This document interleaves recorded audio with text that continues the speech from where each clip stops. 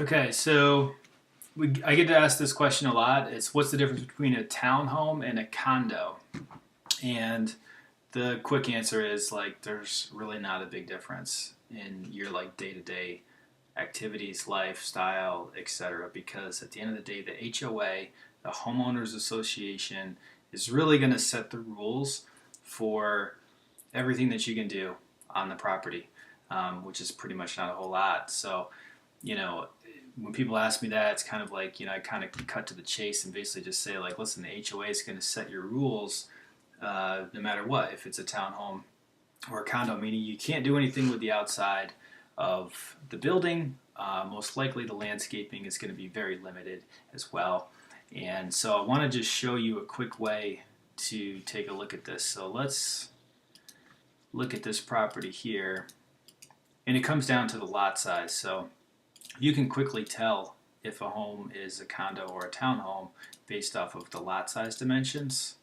And if there are any lot size dimensions at all, it's a townhome because you actually own the land underneath the property. A condo, you don't own any of the land technically, you just, own that individual unit.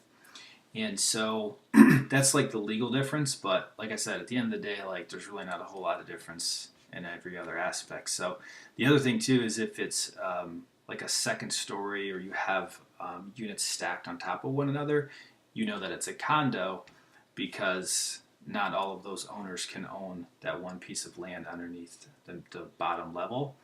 And so if it's a multi-level building or now it's definitely a condo, but condos can also be stacked side by side. Now this one right here, this unit is stacked side by side. These are units that this you go in this door here. There's a first and second level to this building, but this is a condo. So even though they're side by side units, it's a condo. So if we check the property lot dimensions here. So you see how it actually shows that there is a acreage to it, but that it's so much land that you know that it's for the whole complex. So this shows that it's on 1.5 acres, 1.58 acres. So a lot of times, like the condos will show that they're all on like the same acreage. So you know that if it's either zero, it doesn't show any lot size at all, or if it's like it's on like 2 acres or something, you know that's another indication it's a condo versus a townhome. So let's take a look at another property. Let's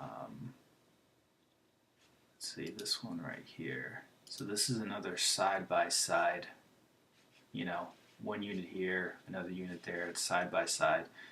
This is a townhome. So we'll look at the lot size here. So you see the lot acreage is now 0.031. So it's not a third of an acre, it's 0.03 acres. So just, not a lot of land. But again, you're not going to really do anything with the land anyways. In both of those scenarios, the HOA is going to say, listen, you can't put up a shed, you can't put up a fence, you can't like park, your camper or, large vehicles or like do anything with this other land in the shared common areas. So now for financing, it's a huge difference. Actually, I say huge. The credit, the banks have loosened up over the past 5 years or so. So condo financing is not as difficult as it once was, but condos, your lender may not be able to give you a loan on a condo versus a townhome. There's really no regulations or restrictions that are going to prevent the lender from giving you a loan.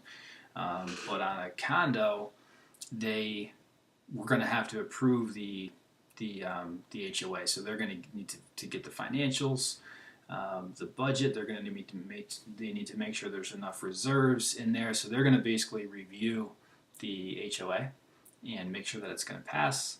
And so there's definitely some more hoops and hurdles to jump through. You may need a bigger down payment. You may need to put 10% down for a condo or 20% down. Really just depends.